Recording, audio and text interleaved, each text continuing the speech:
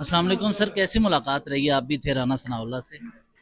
देखिए हुकूमत की डेलीगेशन अभी आई है, मीटिंग जा रही है। मुझे तो अचक साहब ने बुलाया था और अचक साहब के बुलावे पे मैं आया था। थोड़ा सा मेरे उनके साथ मैं भी शरीक हुआ हूँ, लेकिन अभी बातचीत शुरू है। वो आएंगे, अलामा साहब भी आएंगे। अलामा साहब बाहर गए हुए हैं तो शायद उसकी तरफ भी उनके जाना हुआ, फिर आगे तो देखेंगे। शाम यही हो जाएगी फिर, इसका मतलब है? नहीं, शाम नहीं होगी, इंशाल्लाह ताला जल्दी होगा। लेकिन जो भी है देखे, कोई कौमी सलामती के भी इश्यूज़ है और इंटरनेशनल लेवल पे जिस तरीके से चीज़ें डेवलप हो रही है, जिस तरीके से अटैक हुआ है, जिस तरीके से अफगानिस्तान की सिचुएशन है, जिस तरह ईरान की इवॉल्विंग सिचुएशन है, जिस तरह गल्फ इंटायर स्टेट्स की जो सिचुएशन चेंज हो रही है, जिस तरीके से एक ताकत पूरी दुनिया भी घूम रही है और वो अपने टारगेट भी सेट कर रही है, मार भी रही है, जा भी रही है। तो इसलिए इनके तनाजुर में पाकिस्तान भी एक न्यूक्लियर स्टेट है, हम भी बड़े कंसर्न ज़रूर है कि हमारा मुल्क का रिस्पांस कैसे होगा।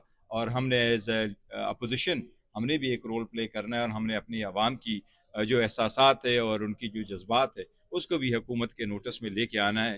तो इस पे इंशाल्लाह ताला बात अपोजिशन रोल करती है, अपोजिशन। चेयरमैन, क्या आप अपनी पार्टी का भी कोई इजलास बुला के उसमें भी आला सतह मुशावरत करेंगे इस सिलसिले में? देखिए, हमारे पास जो खान साहब के इंस्ट्रक्शंस आए हुए हैं वो खान साहब के इंस्ट्रक्शन बड़े क्लियर है हमारे लिए। ईवान के अंदर जो होगा वो भी अचक साहब ने करना है और ईवान के बाद जो उनकी हिदायत होगी खान साहब के एब्सेंस में, तो हम अचक साहब की हिदायत एक सब करेंगे।